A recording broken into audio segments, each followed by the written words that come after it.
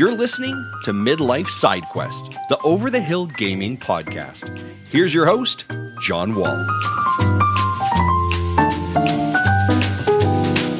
It's April 4th, 2024, and welcome to another episode of Midlife Side Quest, the Over the Hill video game podcast.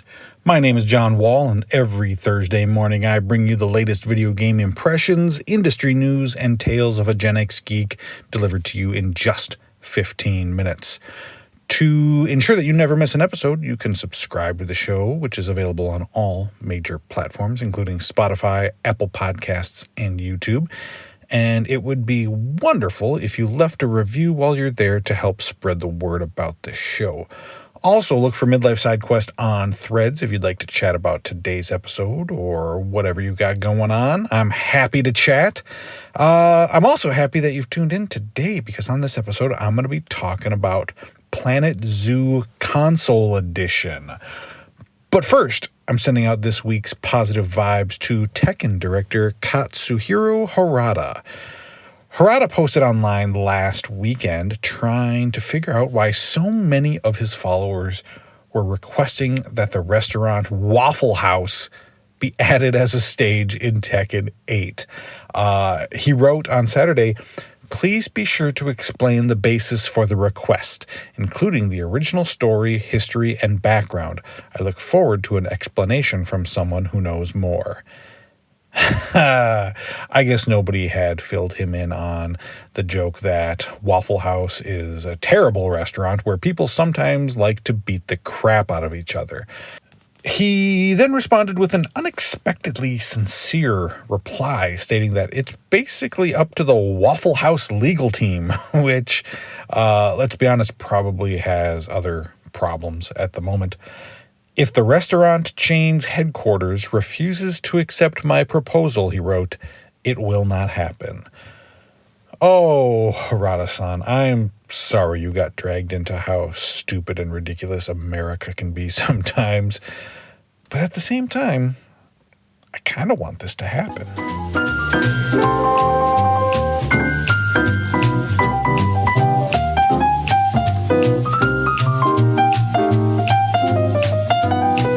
Did you know that the first zoo in the United States opened on July 1st, 1874 in Philadelphia? Or that the first modern zoo dates back even further to 1793 in Paris, France? Or that the earliest evidence of zoological collections goes all the way back to ancient Egypt and the 35th century BC? Incredible. Anyway, all of those zoos sucked because they didn't have Frank the Otter. That's because Frank the Otter lives at my zoo, and he is amazing, and I love him. He likes swimming, playing with his toy submarine, and hanging out with his otter brothers and sisters. Frank is one of the many reasons why I have become pretty addicted to Planet Zoo for the past week or so. Planet Zoo is what I call a time suck game. One or two of these come around each year, and I find myself staying up way past my bedtime to play, or getting up early on the weekends before anyone else is out of bed to get in some time. It happened with House Flipper, Farm Together, and Chef Life. I don't know exactly what it is that makes these games so addicting, but it's happened again with Planet Zoo. I made the mistake of checking how many hours I've logged in on my Xbox the other day, and I will not be doing that again.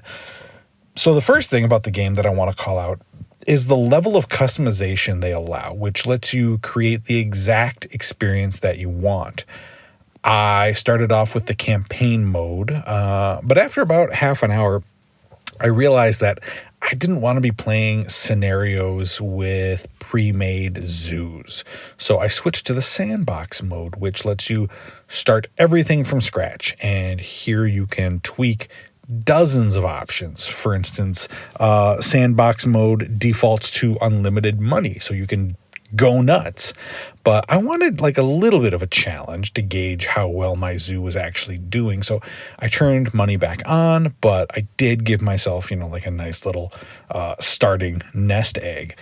You can also turn off things like animal deaths and sickness, weather, staffing challenges, protesters. The list goes on and on. If there's a feature in the game, you can probably adjust it to fit your playstyle. So then I got started with building Shizen Zoo, and let me say there are so many things to learn and options to discover that I would just plan on messing around with a starter zoo for a while and then scratching that after you start to figure things out.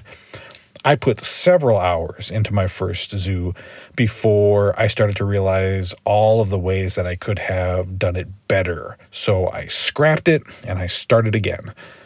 The large number of features can definitely seem kind of overwhelming at first, but just give it time and be patient, and eventually it'll start to click and you'll be zipping around between the menus in no time. I decided I wanted to do a very kind of naturalistic Asian-themed zoo, so I started by creating my paths and lining them with bamboo groves and cherry blossoms. Then I put in a few enclosures and started things off with Bengal tigers. When placing animals, you really have to pay attention to the needs of the animal. What climate is it used to? If your zoo is, set in a tropical area and you're adding an animal from cold weather climates, you might need to put in coolers to keep it at the right temperature. Then you have to see what each animal likes: long grass, short, dirt, and soil. You got to get the right vegetation for them, the correct feeders, toys to keep them engaged, and objects to climb on. You can't just throw a monkey in a cage and call it a day. You can also check to see what other species they get along with in case you want to have more than one animal in one enclosure. It's super fun to mess around and sculpt and build these perfect little homes for your animals. But it's not just the animals that you have to worry about. You've got to keep the guests happy too, so you've got to make sure you have enough food stalls, educational materials, restrooms, and places for them to sit, plus staff to take care of the animals, clean the zoo, repair anything that breaks. It's a lot to juggle. There's a lot going on, especially as your zoo grows and gets bigger and bigger, and you're balancing multiple issues at once, which can also wreak havoc on the frame rate. But again, if it gets overwhelming, you can turn off certain problems if you just don't want to worry about cleaning up elephant poop or deal with angry protesters who are mad that your panda enclosure is overcrowded. For me, I turned off lots of those features so that I could just mostly create, the most beautiful zoo possible. And that's been a lot of fun. I have struggled with some of the intricacies of the building tools from time to time. There have been moments when paths wouldn't connect, and I just couldn't figure out why. And placing down tracks for the Jeep adventure ride was an exercise in frustration because I would run into an area of land that just wasn't quite level enough, so it wouldn't let me do it. It hasn't been enough to ruin the experience or really hurt it dramatically, but I have turned off the game in frustration once or twice. The possibilities are pretty endless in Planet Zoo, and it's become a great game for me to relax with at the end of the night. My daughter's gotten into it, too, quite a bit. She gets really excited and proud to show me what she's been working on when I get home from work. It's a great game. You just need to be willing to put in the hours to get to know all the systems and tools, and try not to get frustrated if you hit a few bumps along the path.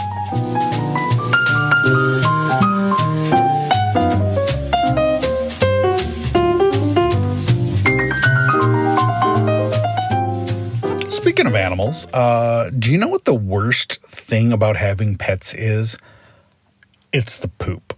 If you've got dogs, you've got to follow behind them with a little plastic bag like some kind of weirdo with a turd fetish.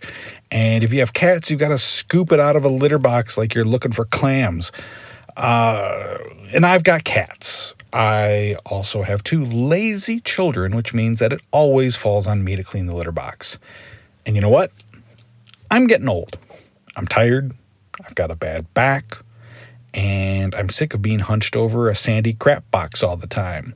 So there's got to be a better way, right? Well, there is. And it not only accomplishes my goal of eliminating all the time I spend scooping poops, but it also satisfies my nerdy need to have as many household devices connected to my Wi-Fi network as possible. And it's called the Litter Robot 4.0. This thing's kind of amazing. First of all, it looks like some sort of cryo chamber or rocket ship, which makes our cats look like furry little pooping astronauts. And the thing works. The chamber rotates after each visit, siphoning out the clumps and leaving fresh, clean litter. It even connects to an app so you can see how much waste and litter are in it, as well as which cats have used it. And when using the built-in scale and profiles for each kitty, it's wild. I named my robot Hal, by the way. I'm telling you, I don't know how I lived without this thing before, but I don't think I can ever go back. You cannot put a price on always having a clean, fresh litter box. Actually, you can. It's $700. Last week's question for polling at Threads was, what is your favorite work by Akira Toriyama? And unsurprisingly, the majority of you picked Dragon Ball Z with 59%. Second place went to Chrono Trigger with 36%, and Dragon Quest came in third with 5%. I think just about everybody can look back at his body of work and find characters or designs that really mean something to them. Okay, for this week's polling at Threads, we're going to do something fun and different. For the next 4 episodes, we're going to pick the Mount Rushmore of video game developers. Each week I'll give you 4 choices, and after those 4 weeks are done, we will have our picks for the most iconic game creators of all time. Sound like fun? All right. So this week you have to choose between Todd Howard of Fallout and Elder Scrolls fame, Shinji Mikami, creator of Resident Evil, Hironobu Sakaguchi from Final Fantasy, and Ed Boon, the creator of Mortal Kombat. Oh, this is going to be tough. Go visit Midlife SideQuest on Threads after the show to cast your vote, and I will share the results on next week's episode. Thank you so much for listening to Midlife SideQuest. I appreciate you making time in your day for me. You can catch a new episode of the show every Thursday morning wherever you listen to podcasts, and don't forget to subscribe and leave a review while you're there. Until next time, be well and happy gaming.